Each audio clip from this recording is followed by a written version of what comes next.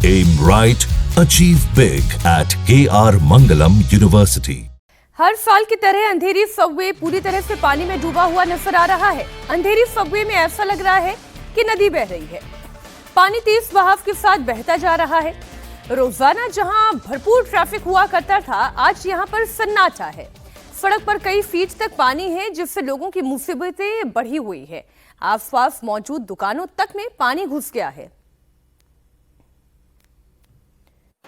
मुंबई में लगभग 48 घंटे से ज्यादा का समय हो गया है। लगातार मूसलाधार बारिश हो रही है, जिसकी वजह से कई जगहों पर जल जमाव की स्थिति उत्पन्न हो गई है। कल से लेकर आज तक अंधेरी सबवे, जिसे लगभग यातायात के लिए बंद ही रखा गया है, और 10 बार से भी ज्यादा समय ऐसा हो चुका है जब अंधेरी सबवे को तेज बारिश की वजह से बंद करना पड़ा हो। और फिलहाल ये अंडरपास कल से लेकर आज तक इसी तरह की परिस्थिति में लबालब भरा हुआ है। देखिए, इसकी जो वाटर कैरिंग कैपेसिटी है वो 25 mm ही है, और मुंबई में बरसात 200 mm से भी ज्यादा हो चुकी है। तो आप उसके बाद अंदाजा लगा सकते हैं कि यहाँ पर जिस तरह की परिस्थिति बनी हुई है, और केवल अंधेरी सबवे ही नहीं, मुंबई के Dadar, Vakola, Santa cruise, CHT, Colaba और कई ऐसे इलाके हैं जहां पर लगातार तेज बारिश हो रही है, जिसका असर न केवल आम जनजीवन पे पड़ा है, बल्कि कई ऐसे रेगुलर जो रूटीन है वो भी बाधित हुए हैं। कई ऐसे अगर आप देखें तो कल से लेकर आज तक कई लोकल ट्रेनें ऐसी हैं जिन्हें कैंसिल करना पड़ा है। वहीं अगर आप देखें तो यहाँ से गुजरती हुई लोकल ट्रेन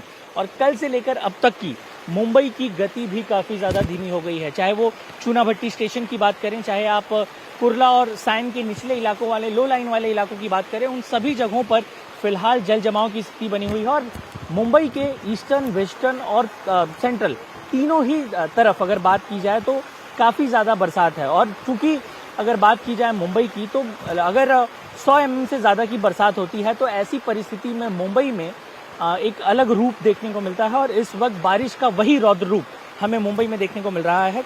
जिस तरह से ये बारिश हुई है, कई रिकॉर्ड्स सालों के पहले ही कल की बारिश के बाद टूट चुके हैं। और मौसम विभाग ने फिलहाल अभी भी अंदेशा जताया है कि 21 तारीख तक ये बारिश लगातार चलती रहेगी, और इसीलिए लोगों से ये अपील की जा रही है कि वो अपने घरों में सुरक्षित रहें। जब तक आवश्यकता ना हो, ज्यादा जरूरत ना हो, अपने घरों से बाहर ना निकले, क्योंकि जिस तरह की परिस्थिति इस वक्त ग्राउंड पर बनी हुई है, उसे देखते हुए स्कूल, कॉलेजेस और बाकी सभी जितने भी सरकारी संस्थान हैं उन्हें पहले ही छुट्टी घोषित कर दी गई है।